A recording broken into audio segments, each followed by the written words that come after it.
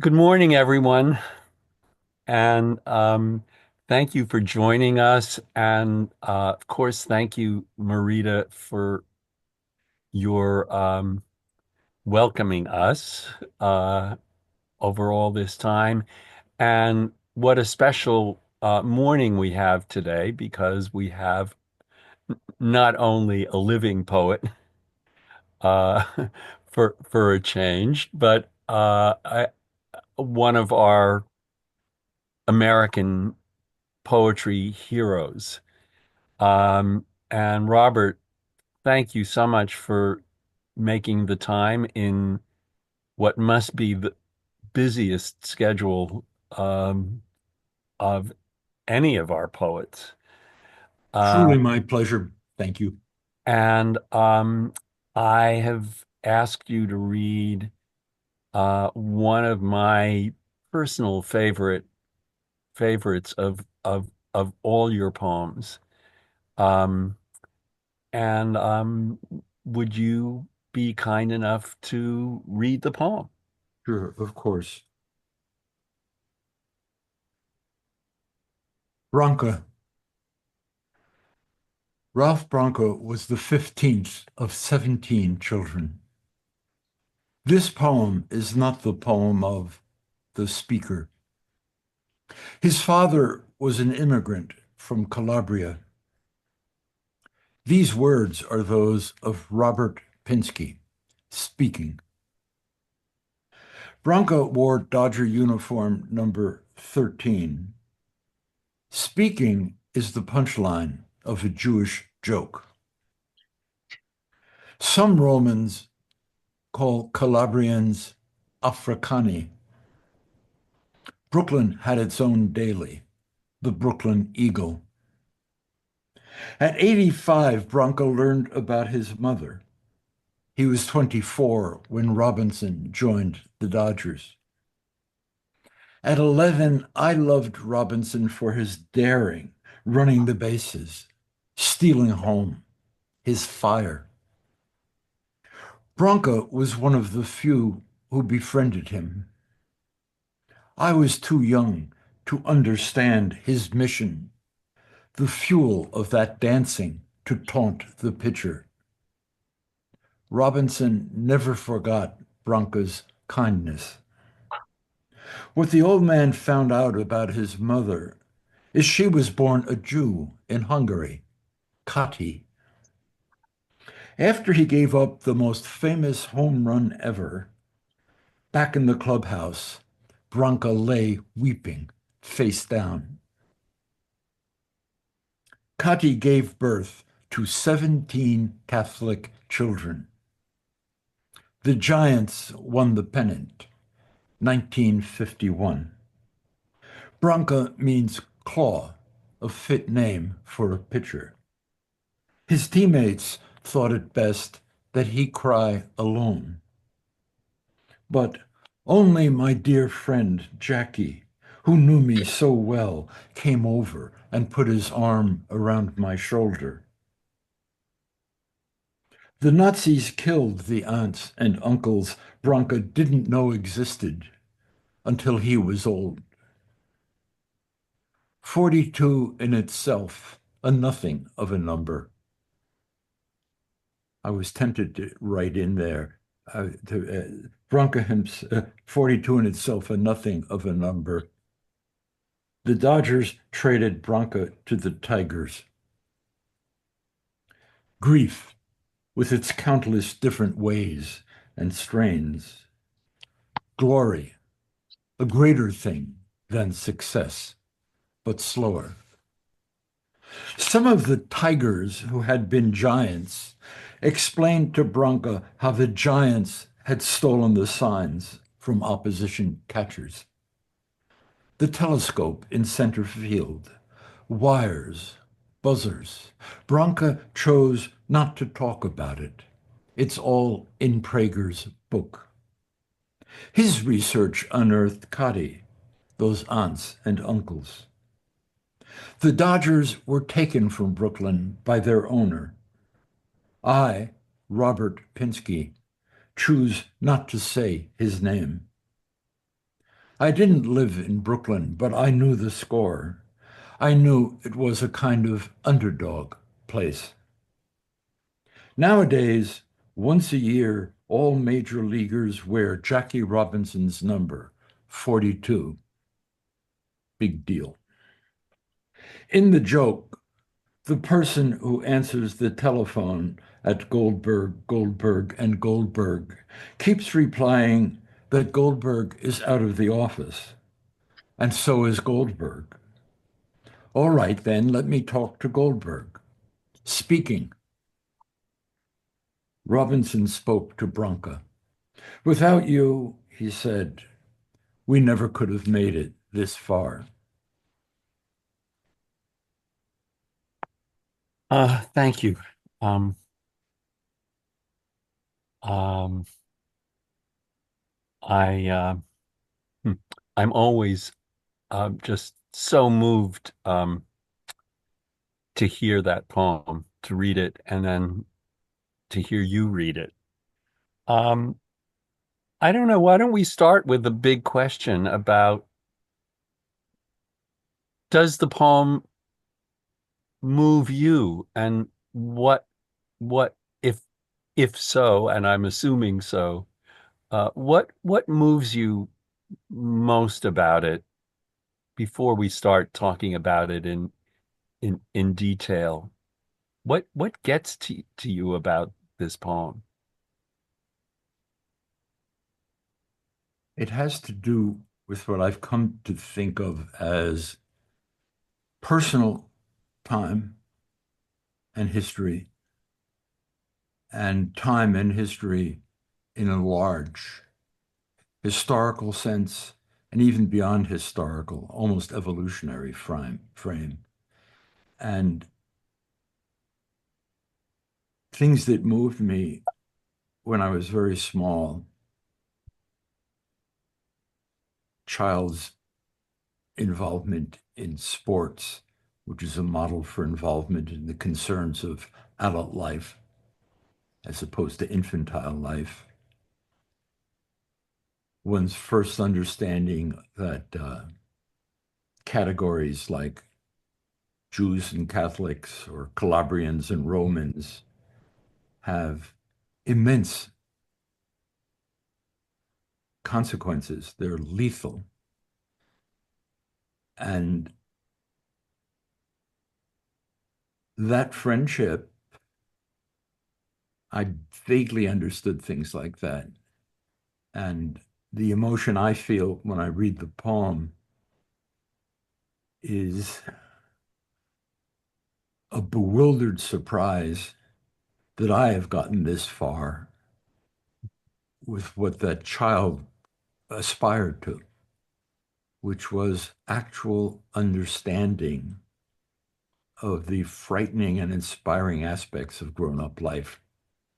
So that I guess my answer to your question, Lloyd, is that the child in me, something not only 11 years old, but in a way infantile, I'm moved to think that whoever this is, soon to disappear from the world, X number of years, whoever this has been, at least got this far and at least this close to glory. I mean, that couplet about glory compared to success, on one level, that's just a silly reference to the Yankees, who were mere successes. Success is not very interesting. To the Dodgers, who were glorious, which is much, much greater thing. And I'm partly just joking about two sports teams. And I'm also thinking about Emily Dickinson, Mhm. Beethoven, whatever glory I've encountered in my life. And that on a however small a level, you're, I'm a servant of that. I'm trying to be a descendant of theirs. without claiming grandiloquently that I am justified in it. But I have studied the difference between success and glory, and that moves me too. That that seems to me the thank you. Um, that seems to me in a way, the central stanza of the poem that um, it's suddenly it's drawing on something even larger than the biographies Uh, or the racism or the history of the game and of the team and of their relationship, and that it's somehow taking us to a bigger picture, a larger picture that also seems completely justified by what's come before. That it's not just sort of leaping out of nowhere, but that um, and that I get to that stanza and I say, oh yes, those are the issues. There are moral issues, there are ethical issues, there are really historical issues. I don't a know, simple but way to, a humble way to put the question is, what is a life? yeah, Not what is life, but what is a life? what is a life? Uh, Yeah. Bobby Thompson hit the most famous home run ever. Like Branca, he chose not to talk about the cheating. The cheating is pretty well documented and turns out to be not that important a part of the great story, the myth. And in the way of human life, they did appearances together. They got along Ha, okay. ha. And that that's a kind of fact of profit and loss. You know, they made appearances together partly because it was a good way to sell their presence and their autographs. And they also understood together the limits and possibilities of a life. And the what might seem a side issue of my teasing the English department, the academic pedagogical distinction between the poet and the speaker, uh, that too is part of the question of what is a life. Uh, a very famous historian who liked the poem very much said he was only mystified by the first couple. What is that thing about the speaker? Hmm. He happened to be not part of the professional calluses and deformations of professional study of and teaching of literature. Uh, Robert, we have a couple people who've raised their hands, but in the chat, before you moved on, Ted Clausen asked if you could talk about how Emily Dickinson is in this moment for you. And then we'll go to Michael and Michael and Ellen. Dickinson, her imperfections as a person were deeply related to her greatness as an artist. When she was in her late teens, the school she was at, I forget the name of it, it was during this intense religious revival. These, I guess you would call them evangelicals. Girls, it was a girls' school. Young women in their middle or late teens. And the great thing was to give yourself to say you have been saved. You've given yourself to Jesus. And this was a gesture that Dickinson took very seriously, that commitment. And she resisted, like others in her family, she resisted it. She said, I haven't made that, I haven't done it. And imagine the social pressure.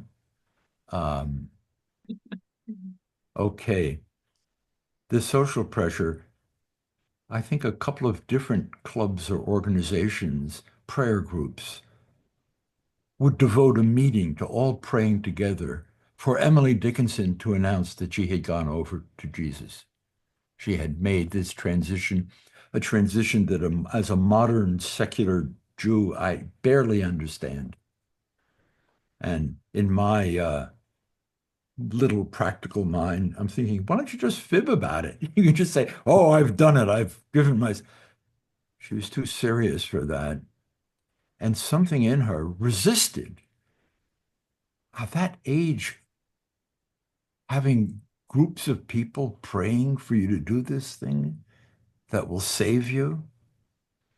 What a magnificent stubbornness and what seriousness in that. And when she wrote those great poems, even a poem that doesn't seem to be about that, further in summer than the birds, pathetic from the grass, a minor nation celebrates its unobtrusive mass. She's thinking about these issues and declining to accept a conventional, it's not a speaker. It is her. She is deeply involved in it. And like other, and I know enough about her life to know that she's probably a pain in the ass to deal with. And, my other hero, amongst my many other heroes, not just Pound, one of the worst people who ever lived. Yeats was kind of a terrible man in many ways. Wrote songs for the Irish fascists, and he sucked up to. Anyway, he too was a great artist. And in his greatest poems, he's definitely not the speaker. I mean, sometimes poems are partly dramatic, including very good lyric poems. I know it's often a useful way to think about writing, not only poetry, but even a letter from your friend. There's a dramatic element. There's an element, this isn't exactly me. This is me entering a role or taking on a dress or a persona, a mask that helps me express something. But the counter to that whoever this is, whoever's talking to you all now, I assure you, I'm trying my best to speak as whatever I mean by those were in some ways the hardest words for all of us to understand is our name. I'm trying my best to speak to you as Robert Pinsky right this second. Yeah. Marita, who had a hand up first? First Michael Scudder and then Mike Steffen. Okay. Thank you. I wanted to ask you to say more about 42, since you started to explain that. Well, it was the number on his uniform, and a great number like 9 or 14 or 1 or 2 was not available, not because he was a black rookie, but because a lot of the interesting numbers were taken by regulars. And now, once a year, all the major leaguers wear that number, 42. And I nearly wrote into the poem, I revised out of it the phrase I said to you all when I was reading the poem, big deal. It's an example of a social communal ceremony that is in a way commendable and in a way is a suitable apology for recent bad behavior. Mm. It's also a gesture. And like all gestures, represents reality rather than embodying reality. And recently, in the current government's passionate, inept, but very energetic abolition and resistance of, call it diversity, whatever. For a while, Jackie Robinson's war record disappeared from official government records till somebody said, oh, it may look bad to take away from the government site about our armed services to take Jackie Robinson away. Perhaps that's not good what they call in the political trade, it's not a good look. Yeah. An obscene representation of a terrible reactionary nostalgia, Yeah. nostalgia for white supremacy, to just call it what it is. It went that far. So about everybody wearing 42, yes, I'm for it. Do it. And then part of oneself also says, in my native language of New Jersey, big deal.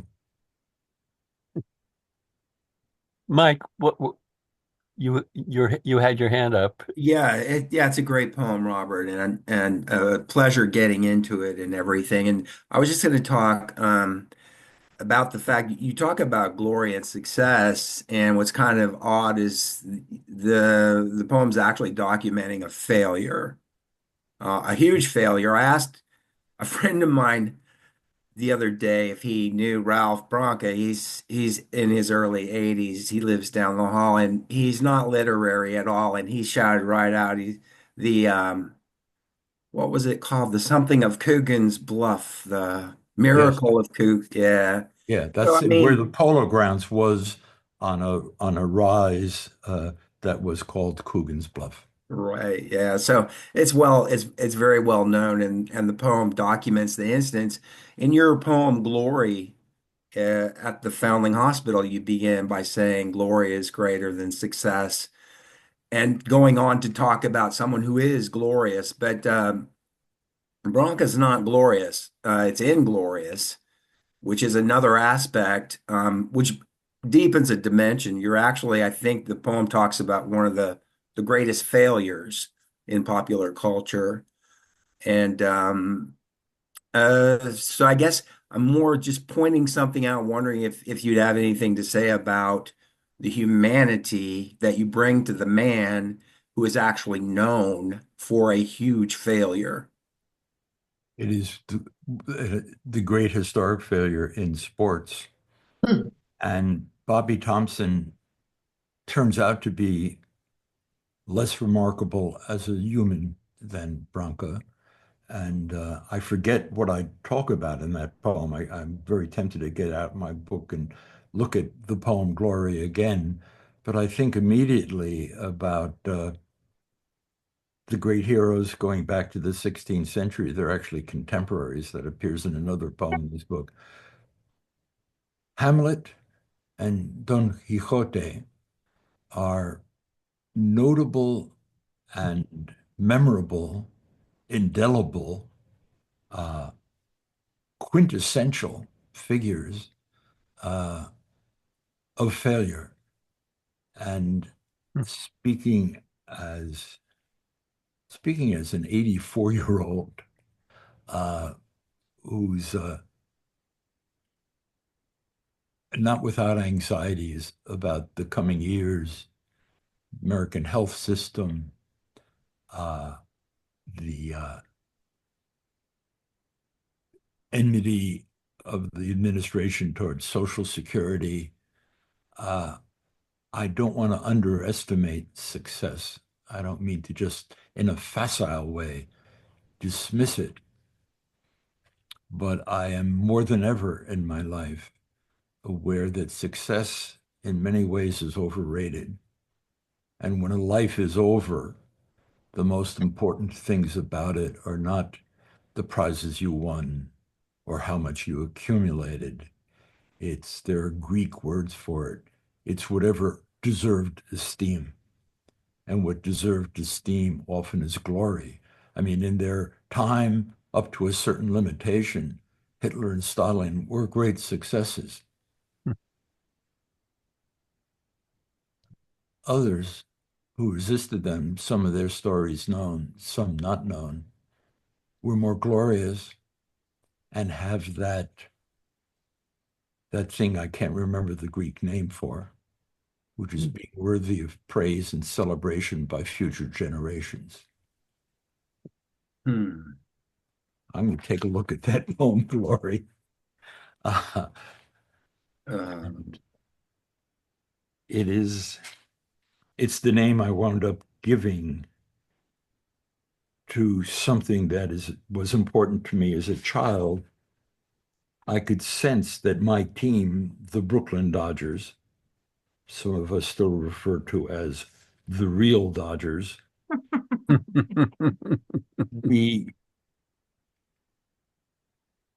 there's some quality that team had. Carl Furlow, Roy Campanella. It was their relation to the community of Brooklyn. A close associate of mine was a Brooklyn Dodgers fan, and indeed a Gil Hodges fan, number 14. And Gil Hodges was in a slump. Masses were said to him at churches in Brooklyn. And like many of the other Dodgers, he lived in Brooklyn.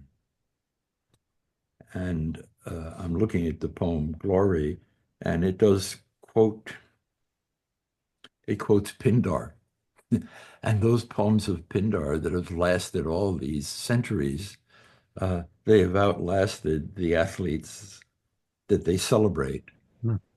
But what those odes of Pindar celebrate is what I'm trying to talk about. They celebrate a community's relation to someone who excels with the interests and values of the community at heart and in their body.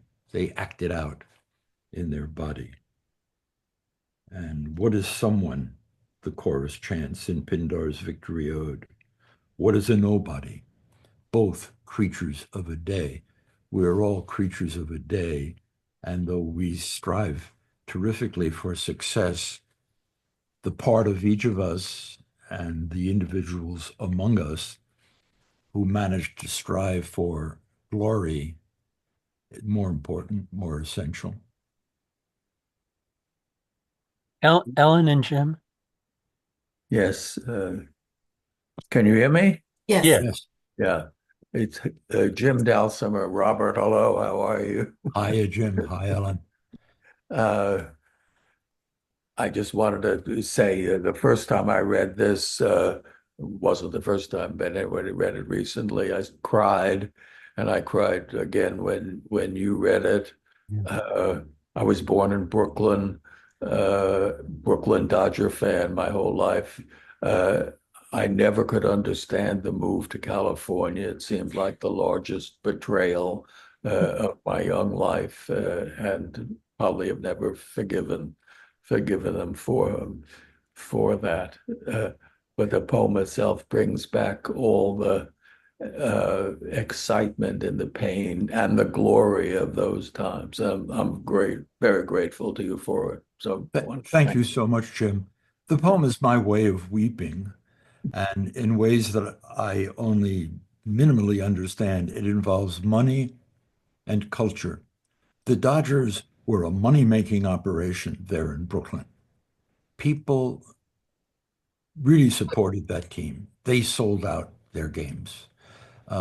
They were, Brooklyn was this multi-ethnic community. And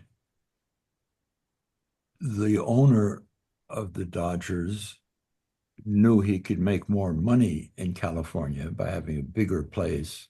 But there's also a feeling that all of these Black people, Hispanic people, Jews, Italians, immigrants, recent immigrants, and the children of immigrants, they were a less desirable community. And the fact that they were passionate, and together passionately rooted for that team, it was a working class, immigrant dominated community that was providing a profitable business to the ownership, but less attractive in ways that have affected my life and yours and the lives of many other people and much younger than us, and that go on being an important cultural not just component, but maybe cultural root of the great issues in American politics. And the cultural roots of our political woes are not to be underestimated.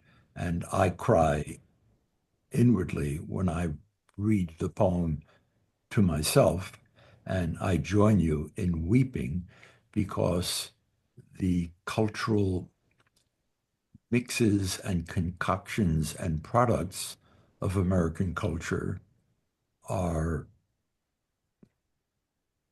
for me, our greatest national asset.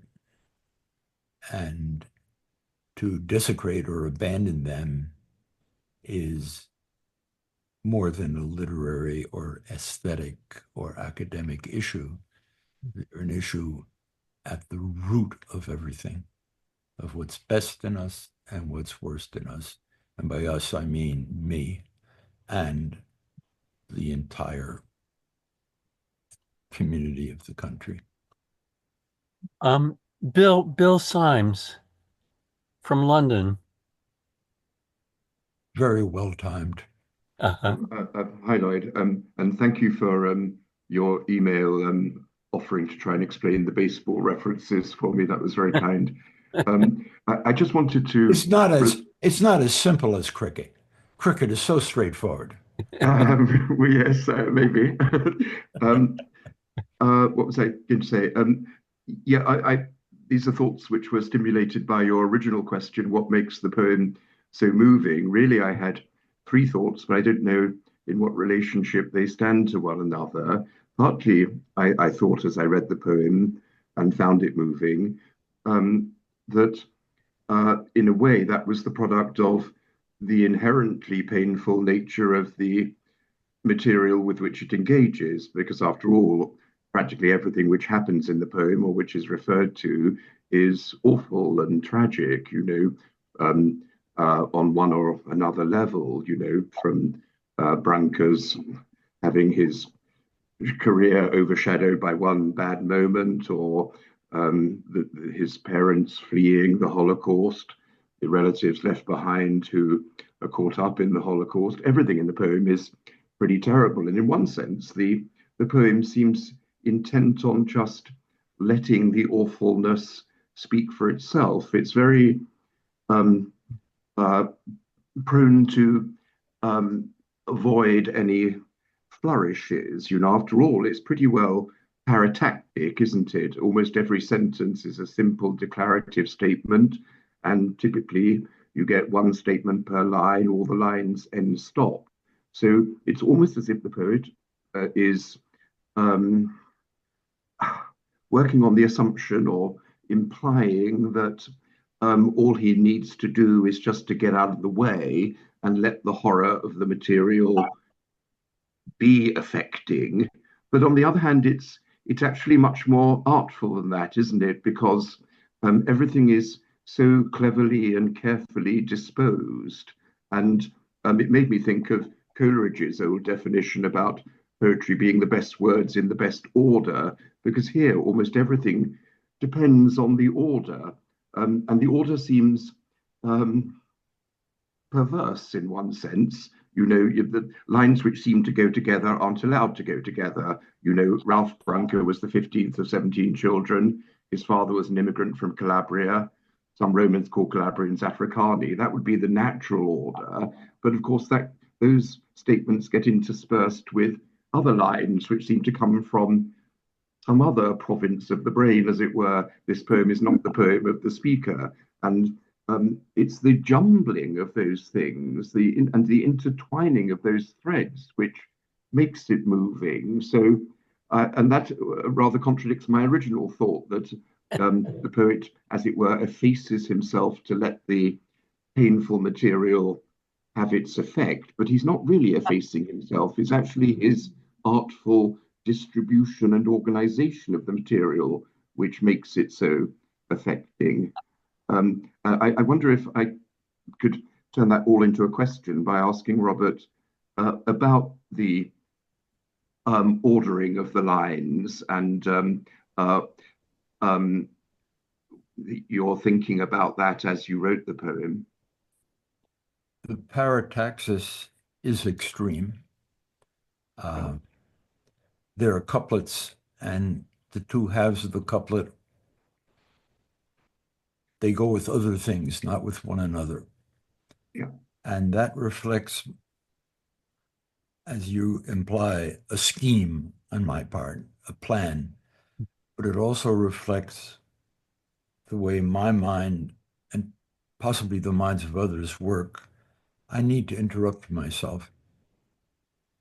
If I'm honest about whatever that process is of trying to think seriously, I always get afraid. Get afraid of pomposity. I get afraid of boring, predictable qualities, and dealing with myself.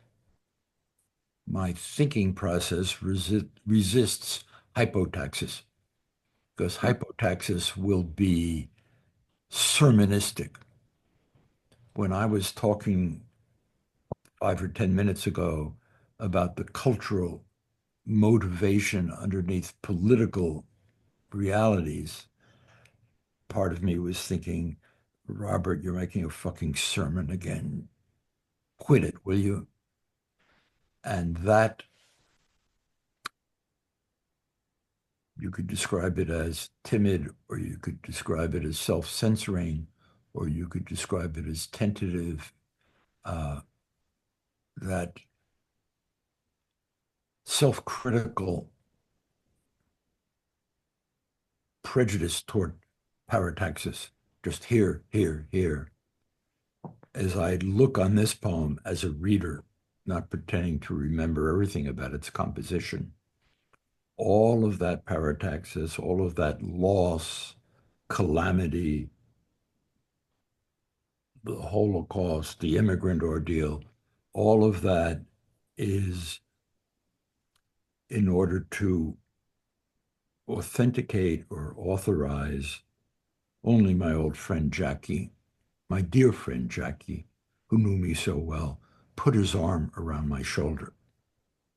That physical gesture between two people at a literally lamented and lamentable moment, to present that not sentimentally, in a way, the method that you're describing so well, that to get away with that, let's say, that moment where Jackie Robinson, in some ways, is famous for being a victim who nevertheless succeeded. In that case, he's just generous, just a good friend, a decent person. And when the other teammates are just letting Branca weep, Jackie Robinson puts his arm around his shoulder and says, without you, we wouldn't have come close.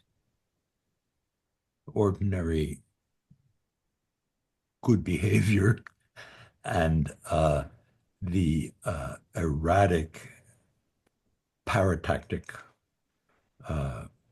fragmented, or oblique presentation is essential to doing that. I was in Arizona yesterday. I was beautifully introduced by the fine poet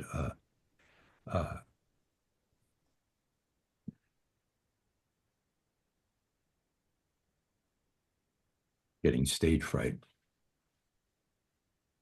I was walking in Provincetown, apparently 20 or 25 years ago, with the poet who asked me about writing long poems. She would like to do that. And what was I thinking? And apparently she quoted me as saying, you're ice skating, and you know that on the other side of a rather large lake, there's going to be a place you can have a hot chocolate with a marshmallow in it. But in the meantime, there's a little cove in the lake where there's beavers underneath a fallen tree, And then there's this, and there's enumeration of all the interesting things on the way. And in a way, it was taking that metaphor, which I completely forget, don't remember at all. In her version, she acknowledged she might have been making it up. It was changing the subject or parataxis, that is letting things be next to one another, is parataxis, rather than carefully connecting them with a kind of melodic grammar. It's a different melody in the parataxis to hypotaxis. And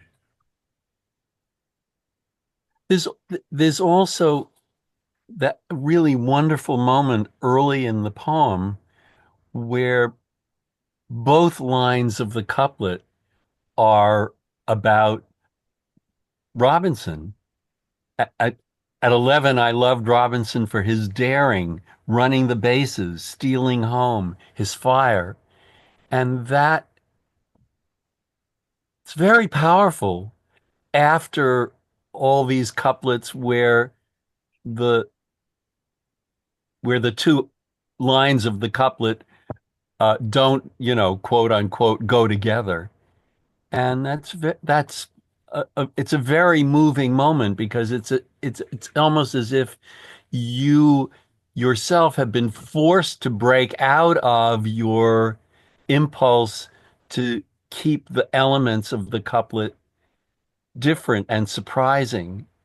And thanks for that. the surprise in that couplet is that they actually form a whole a, a, a single idea and feeling. Yeah. It Catherine, you had reinforces my fellow feeling with Jim Dalsimer. Something, an emotion I felt at the age of 11. I know that was true. yeah. And I don't need to interrupt that. Thanks for pointing that out to me. Yeah. I also love the stealing home as being one of the elements of that heroism. I love that it's the most exciting play in baseball. I never saw it at Ebbets Field. When I would go to Ebbets Field sometimes, I often went with the Long Branch, New Jersey Plumbers Association. So my father had a friend who was a plumber. But I do remember seeing it on television. And I think it's one of those things where I can ask myself, was I ever as astonished and happy as I was at that moment when I saw Robinson steal home? And it's a metaphor or a figurative way of saying what it was that was happening in Brooklyn at Ebbets Field, that the owner of the Dodgers abandoned that immigrant project of remaking the place you're coming to by, the inadequate term assimilation, trading what you bring with what is already there. Stealing home is a wonderful way of embodying that. And it is the most exciting play in baseball. What does it mean in baseball? Exciting play in sports. And it involves the kind of not literally breaking the rules, but it's challenging and violating all the conventional behavior. So, Bill, do you need an explanation for that? Yeah, it would be helpful, I must admit. There probably is something like it in cricket, where in cricket you're running between two goals. And it's the equivalent of taking one more circuit when it would seem unlikely or too risky, and you manage it. Okay. And it's Well, you should also say, it's easier to steal second or third if the pitcher is focused on home. Yes, because exactly. the pitcher is pitching to the batter, but stealing home, which I saw Ricky Henderson do a number of times in the Bay Area, Yes. stealing home is exciting because Ricky that's where Henderson, everybody's paying attention. Yeah. So, but can you everybody's explain looking at home, and the pitcher all through the game is throwing to home. unlike in cricket, there are these other places, but the pitcher, as Jennifer points out, the pitcher is always looking at home and always repeatedly, in But the old days, more than 100 times, throwing the ball to home.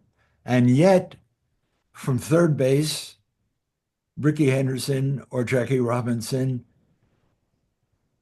gets there, even though the pitcher is already throwing the ball there.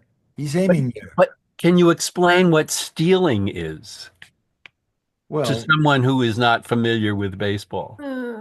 you don't go from base to base because there's been a base hit or the ball has been in play.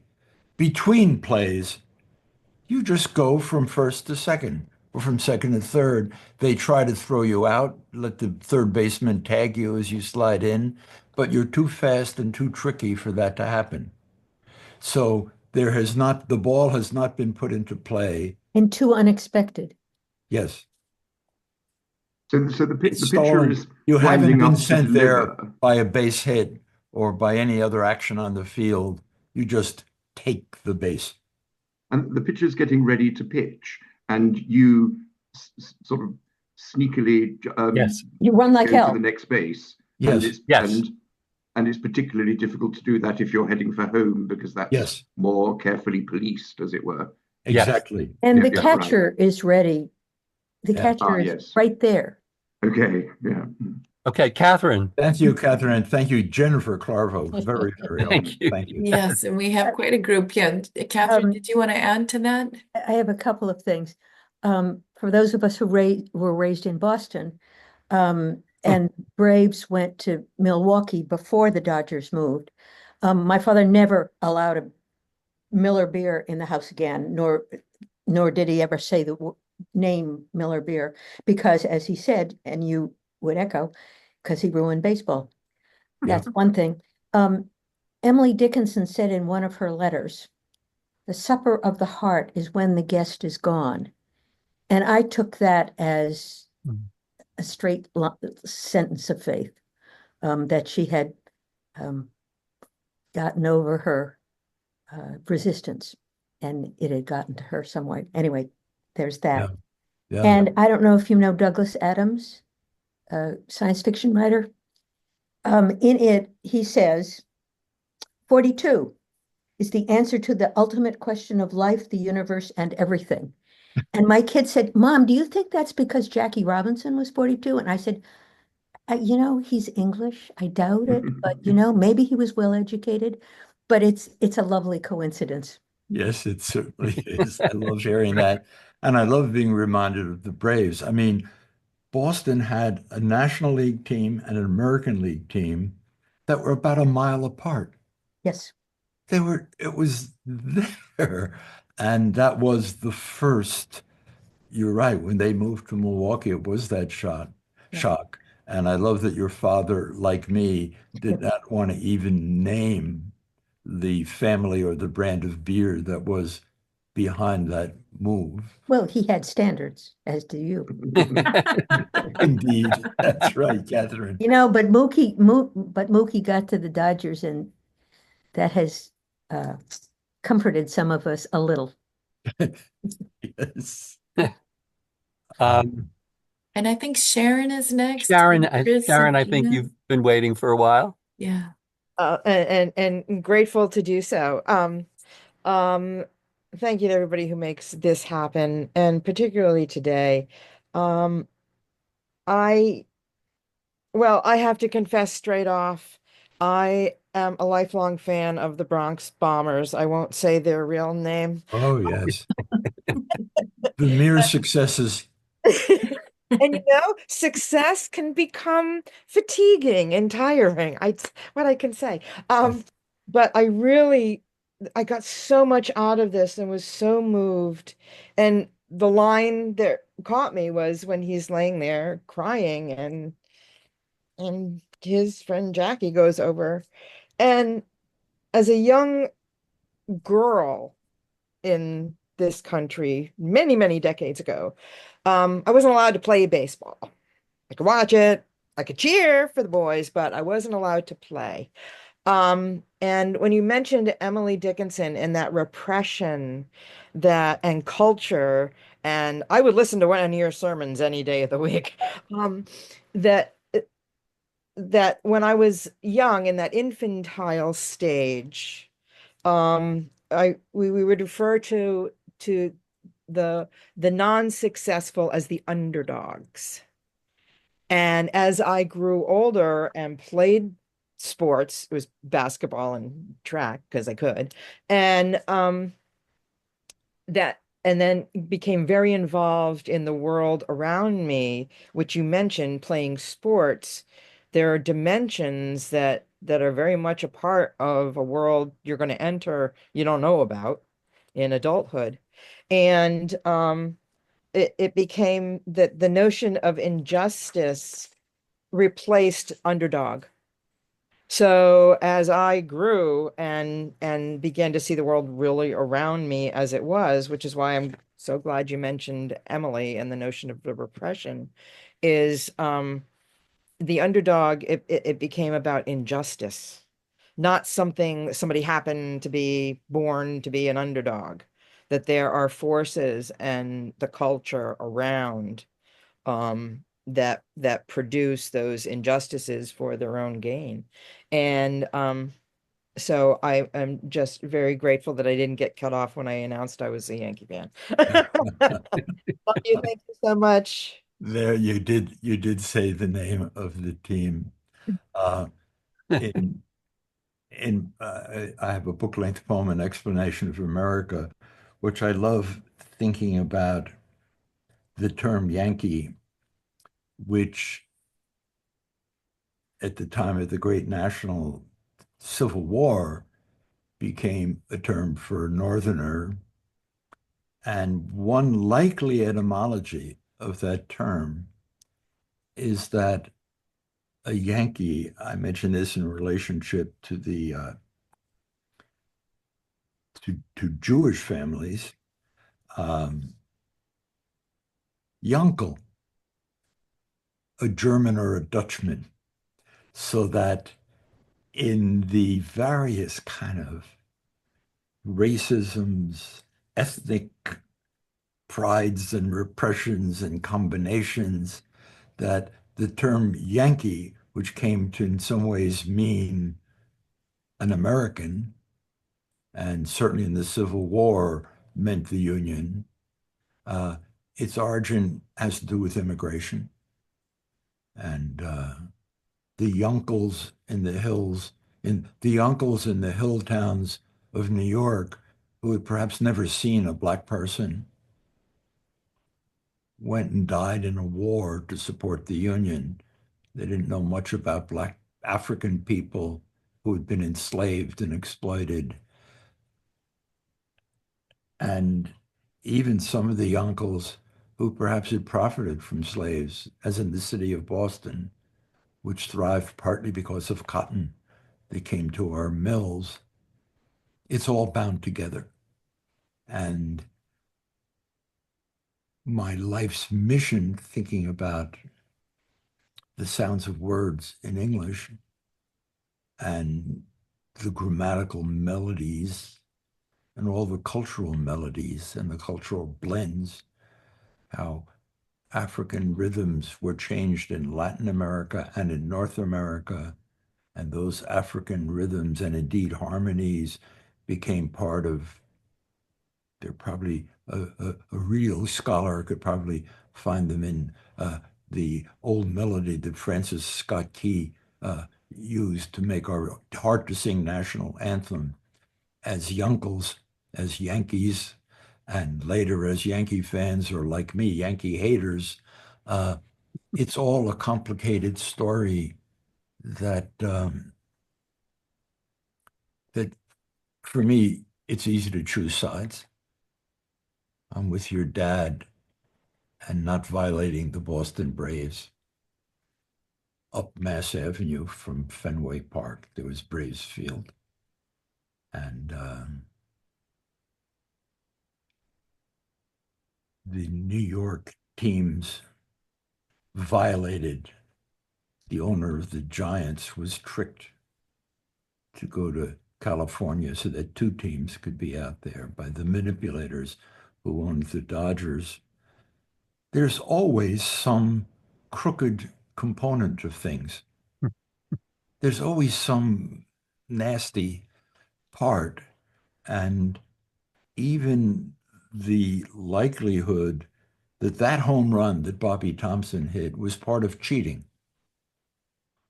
and technological cheating. There was somebody in that clubhouse, the way that Coogan's Bluff was constructed. They had a little system where they could use technology. The signal could go to Bobby Thompson where the pitch is going to be and what kind of pitch it was, helped him hit the home run. That's just an ordinary detail of the way almost everything works. Every prize that's won or lost, every business that succeeds or fails, somewhere there's a little chicanery. I'm reading a wonderful, soon to be published book about Bernie Sanders.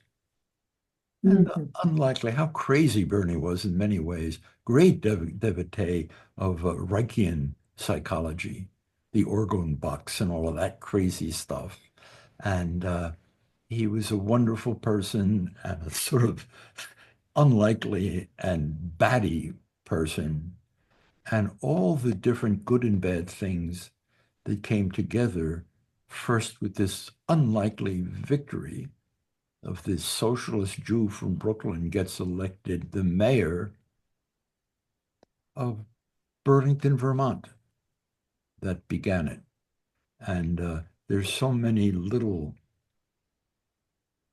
chicaneries and violations before you can steal home. And the glory of stealing home, or the friendship between Branca and Robinson, that lasts. And the other little chiseling and violations, it's just, they're as unimportant as the actual windmills, or as there's Shakespeare actually got the story of Onela Woad. Onela Woad was a figure in the Anglo-Saxon folklore.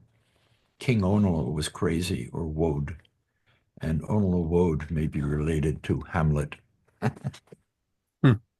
Oh my. Robert, we have such a queue of people who are Right. happy to ask you questions. We have Chris, Chris and then Gina. Gina, and Meredith, and Stephen, and Hume. Yes, thank you. I'll be quick. Chris, go ahead. I wondered about Goldberg, and Goldberg. I wondered whether there was an allusion here to the difficulty of recovering one's own voice, and also the wish to avoid being discovered. That makes sense to me. And maybe even a connection with the paratexis. I don't know, but a kind of skipping of the mind. But I wanted to get your thoughts about it. May I just add to that, because I want to, one of the things, Robert, as you know, that I love about your poems as a body of work is how funny parts of them are, and that you are not afraid to actually include an entire joke within a poem, although in this poem it's a little more sort of fractured than in other poems. But that's a quality of your work that I really love and have imitated. And when I was in my teens and early 20s, there was a nightclub in New York called something like Upstairs at the Downstairs. And you could pay a single cover charge and maybe hear Sonny Rollins downstairs, and with the same cover charge go upstairs and hear the early stand-up routines of Woody Allen. And American jazz and American stand-up comedy were the two arts that I had a lot of access to. And the truth is, the old Borscht Belt comedians were a staple on early television. So when I was a child, my parents brought jazz into my life, and the television and their watching habits brought not just Sid Caesar, but Henny Youngman on the Ed Sullivan Show into my life. And those two elements and that joke at the end, I was diffident about it at first. Can I do this? Can I get away with this? And giving away the punchline in the first stanza and then getting back to the punchline at the end, you're supposed to never tell. That's a form of stealing home too. So at the beginning, I say, speaking is the punchline of a Jewish joke.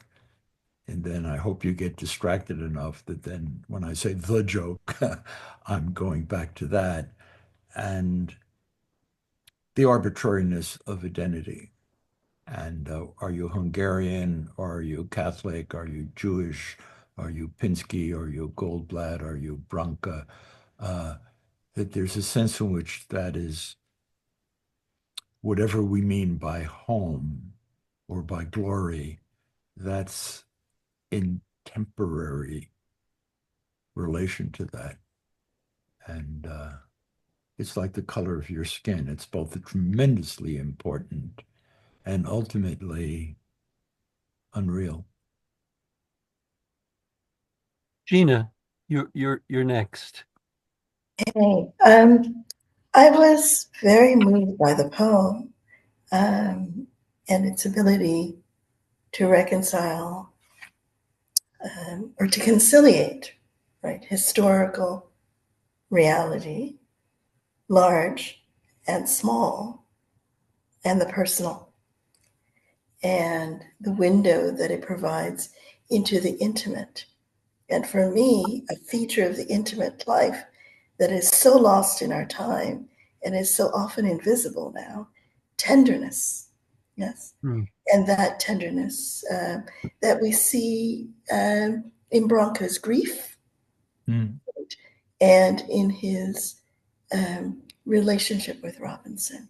And I particularly appreciated that you celebrated Robinson for his fieriness, but you humanized him through his, not humanity writ large, but his ability to feel for another, right? Thank you.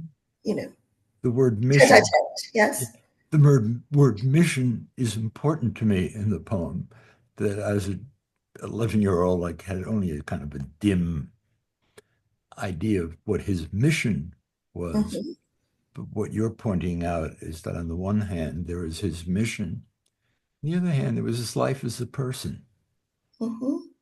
And what he was called upon to do by Branch Rickey was to suppress everything about himself as a person. He said, you know, you're going to get abused and you're going to have to just take it.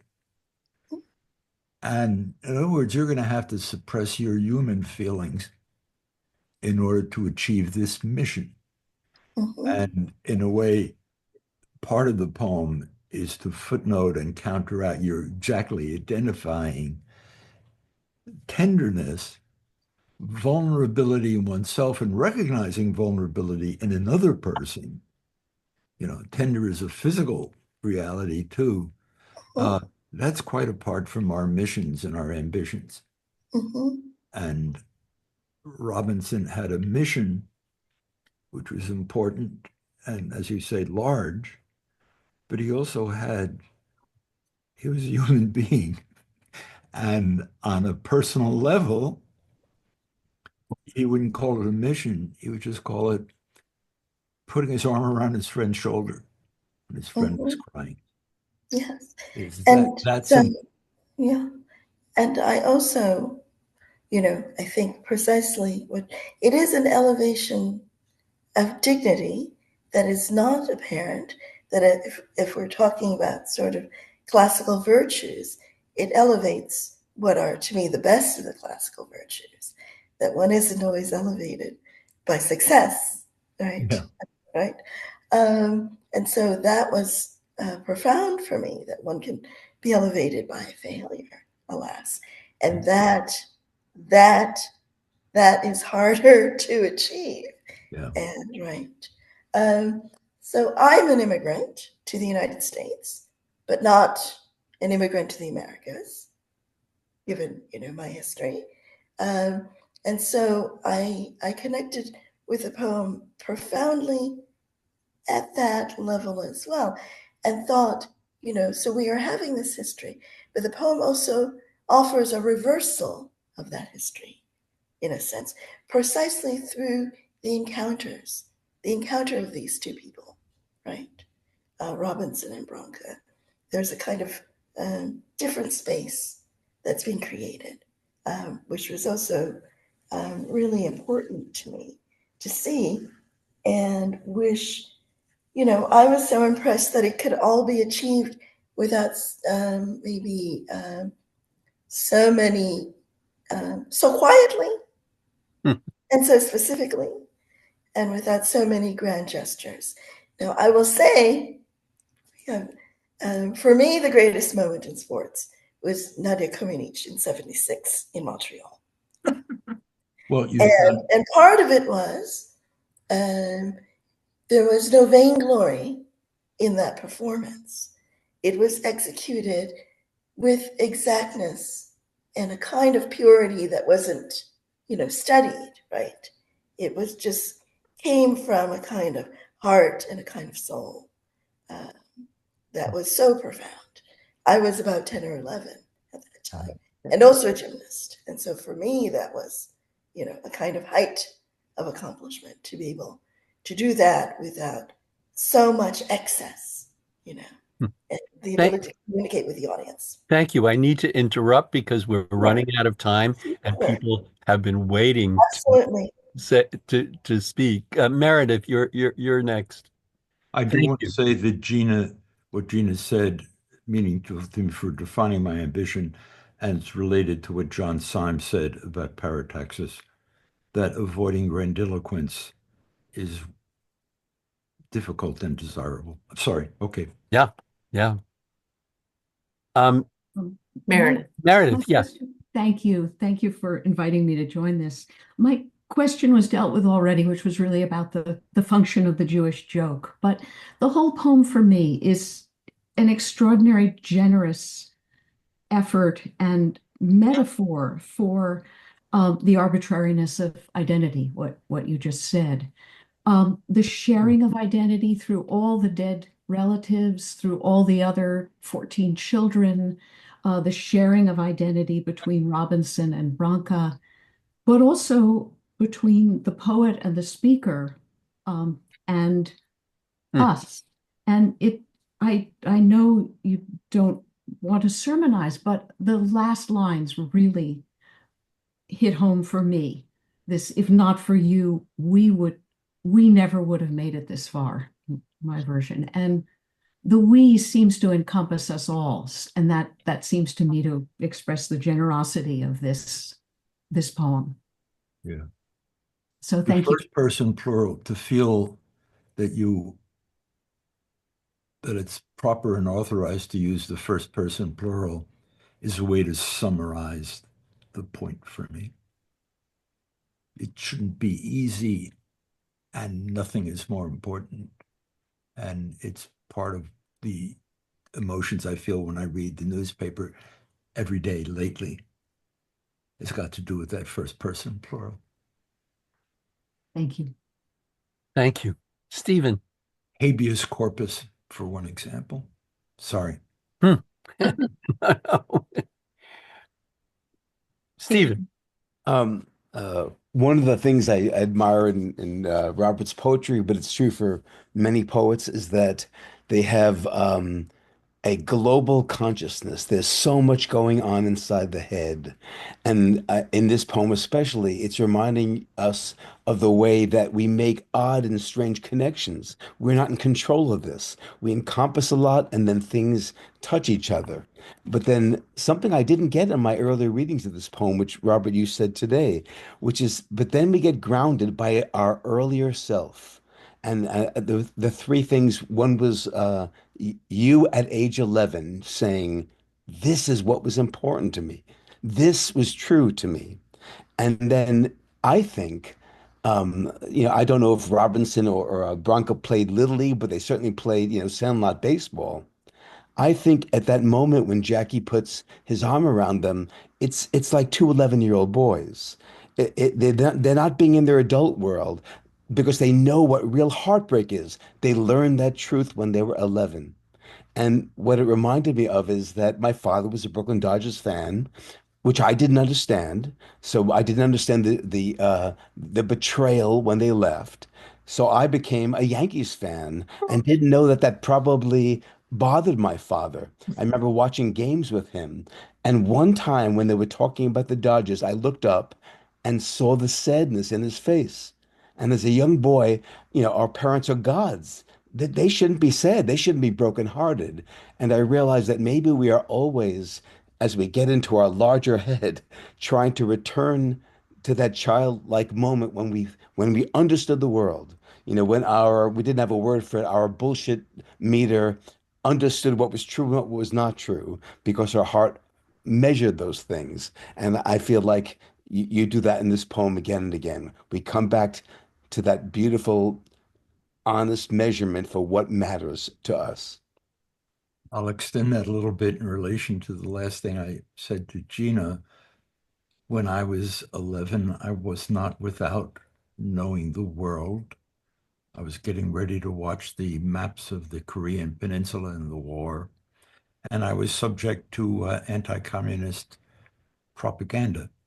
There were a lot of TV shows in which you saw how terrible things were in Stalinist Czechoslovakia or Poland.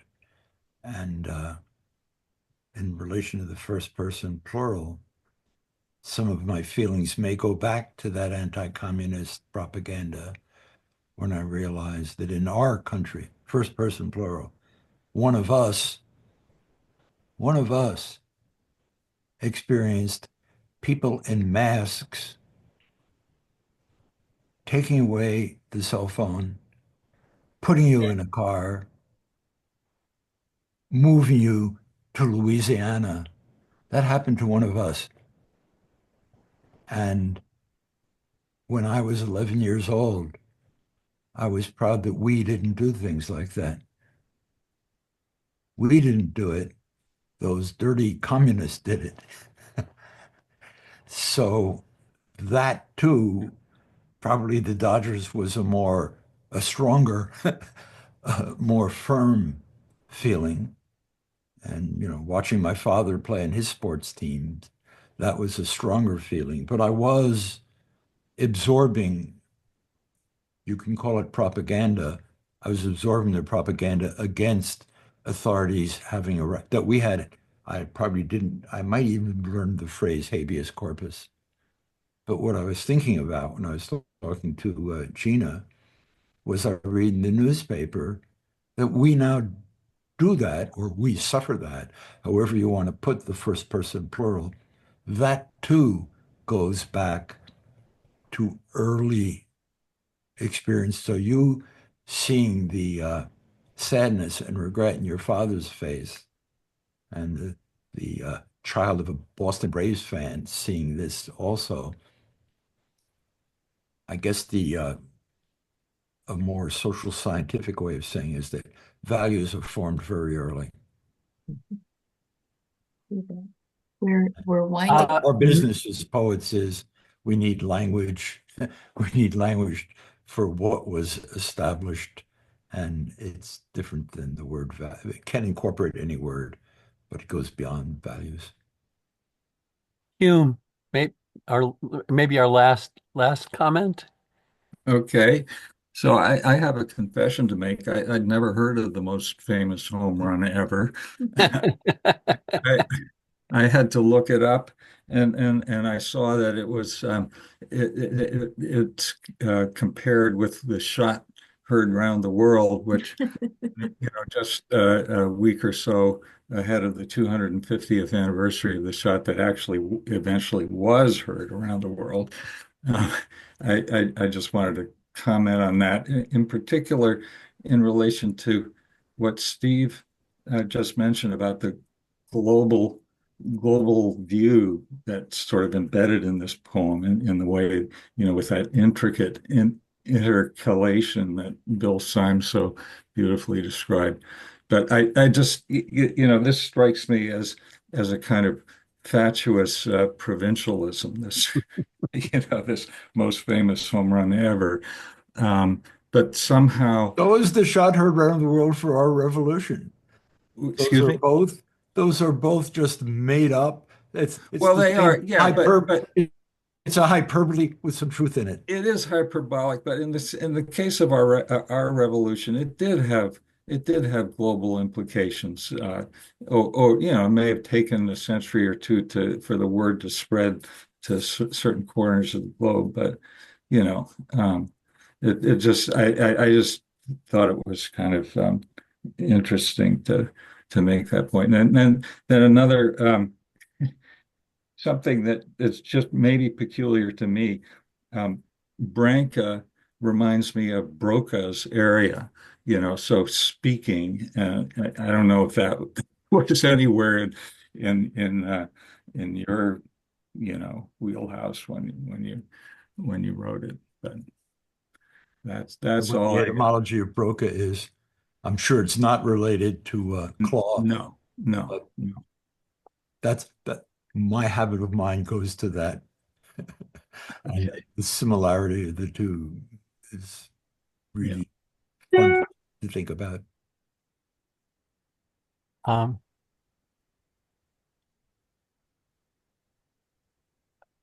Um, Gina, do you want to? The chat is going by too fast, and I really wanted everyone to see what you were saying. Can you repeat it? Wrote that another element of the poem is it also brought me to the experience of dictatorship. Yes, across the experience of dictatorship. I think that Robert referred to this, and I think it's laden there, and especially when it's reading now in our moment, one can't help but to do that. And I've had a lot of direct experience, and there's also this kind of element of dictatorship, greed in history, and betrayal. That's all sort of round up in there for me. So Thanks. that was interesting. Shot heard round the world is Emerson, isn't it? Yeah, I think so. It's in the Concord Hymn. Yeah. Which at the Favorite Poem Project website, you can see Bill Clinton read aloud.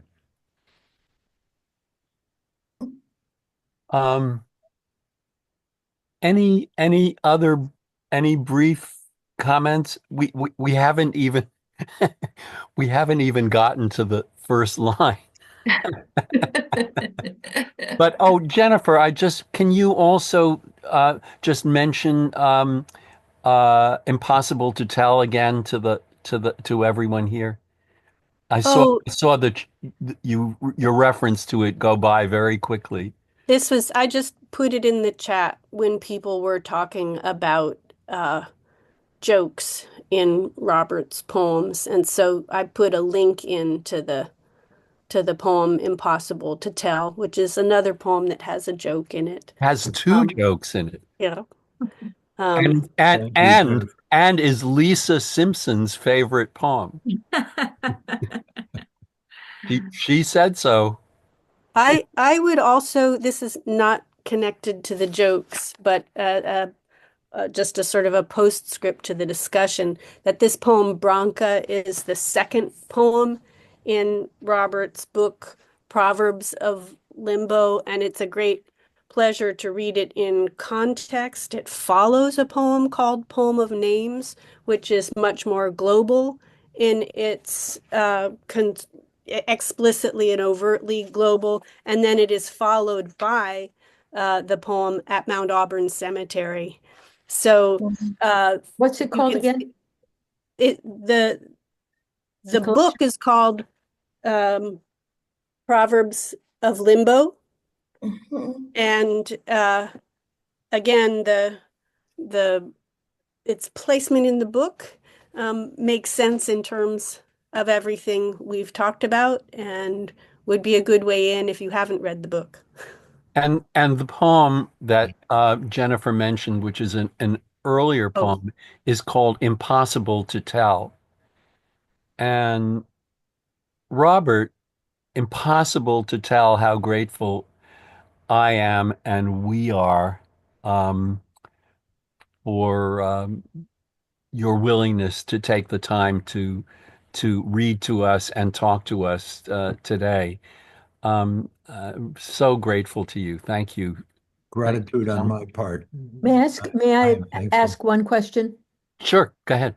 Would anybody like 2 tickets to the Red Sox game at next Sunday, the 20th at 1:35?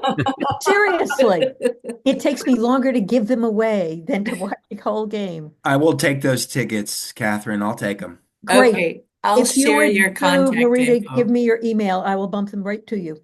Will do. That sounds great. What a great finish. What a great finish. Thank you.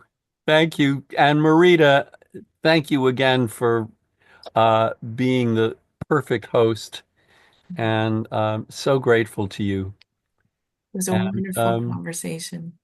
Happy Passover to those of you who are celebrating that this evening, and happy spring. And Robert, thank you so much. Thank you back to everyone. I appreciate it very much. It's a very gratifying, real form of attention, and I'm grateful for it. Great. Thank you. Thank you. Thank you. Thank you, Marita. And we'll see you next month, I hope. And I have to figure out what the next poem is going to be, because it now has a lot to live up to. Take care, everyone. Thank you so much. I'll send an email out when the recording is ready, and Mike and Catherine, I'll make sure you're both connected if you didn't see Mike's email in the chat. Thanks, everyone. This was a really wonderful conversation. And Robert, thank you for joining us. It was really a pleasure. The time goes by quickly. So stay tuned, everyone, and thank you.